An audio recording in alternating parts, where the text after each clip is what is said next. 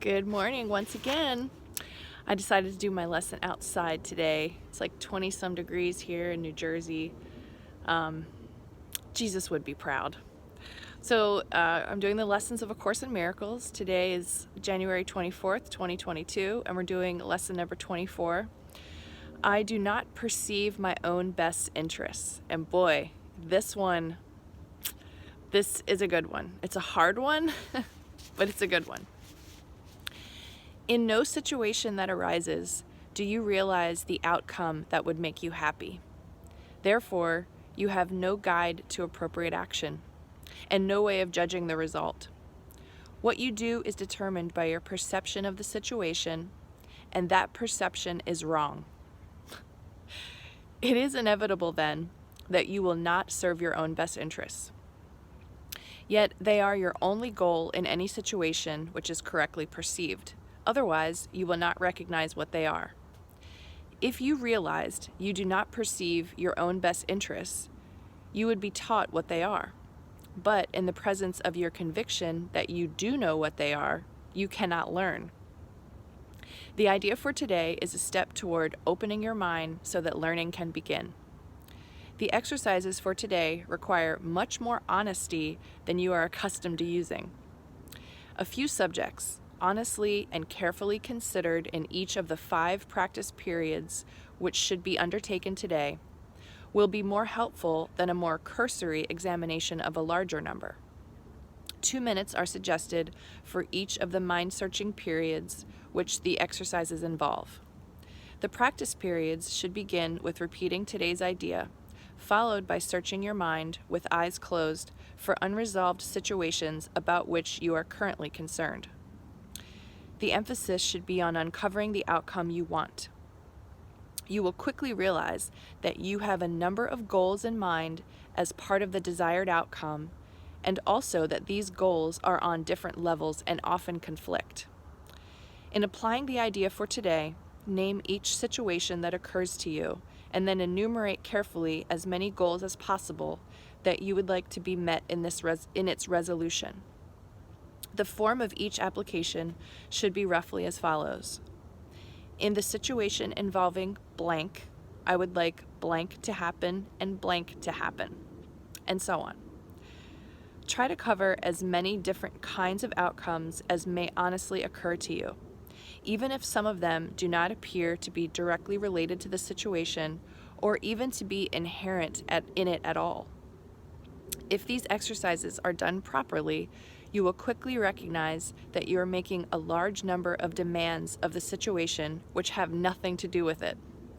You will also recognize that many of your goals are contradictory, that you have no unified outcome in mind, and that you must experience disappointment in connection with some of your goals, however the situation turns out.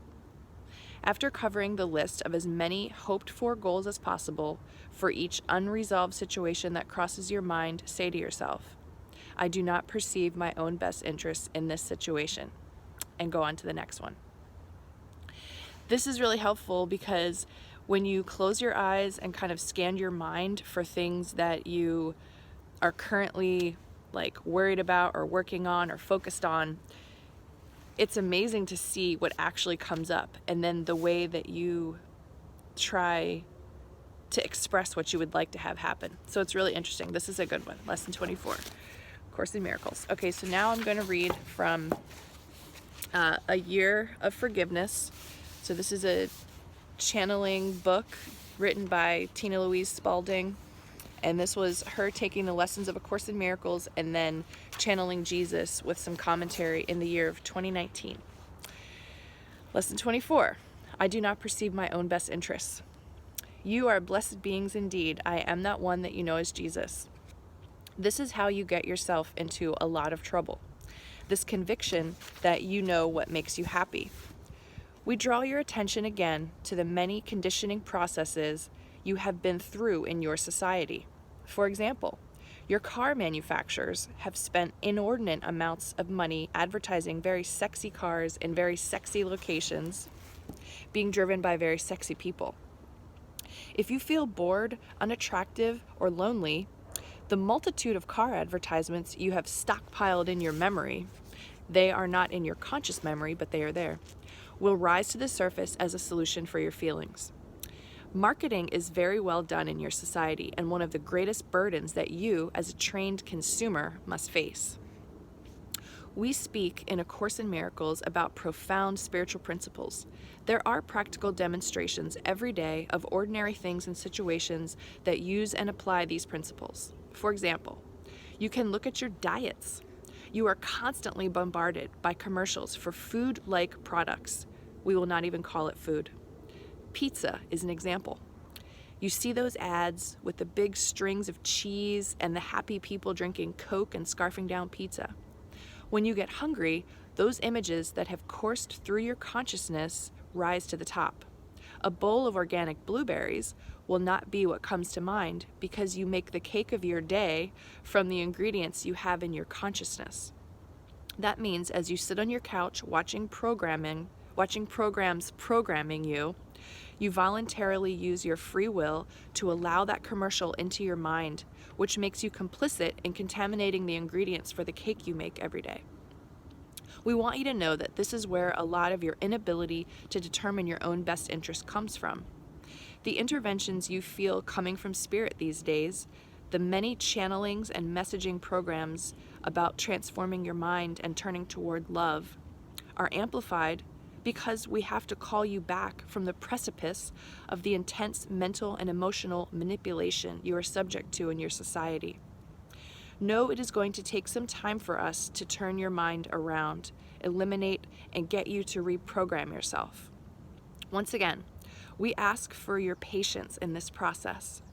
The marketers, corporations, churches, and schools that have trained you have been exceedingly patient and exceedingly determined, and they have spent a lot of money to get you where they want you. You must now become exceedingly determined. You don't need to spend a lot of money, no money in fact.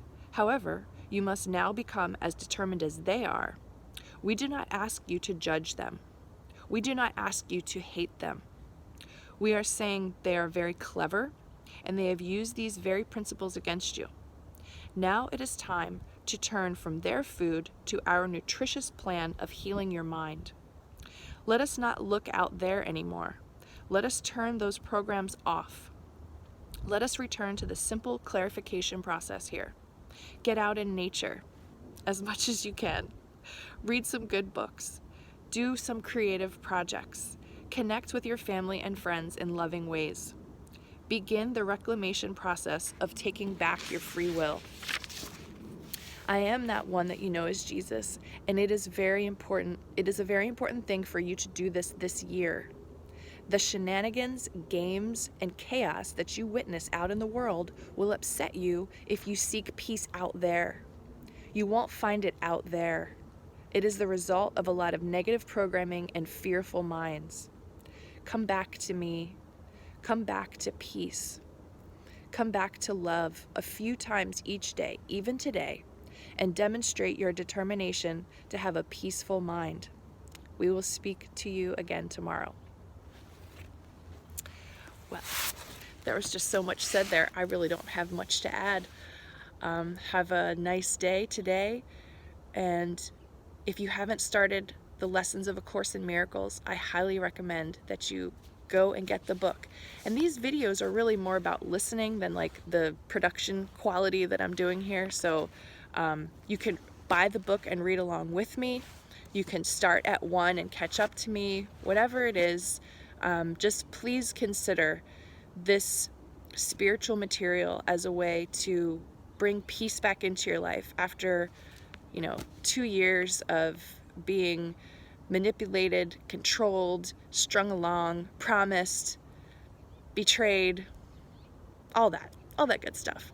Because in the end, we will see that we created every bit of this in a way that maybe doesn't make sense to some people right now, but it is the truth. Mwah! Love you all. Take care.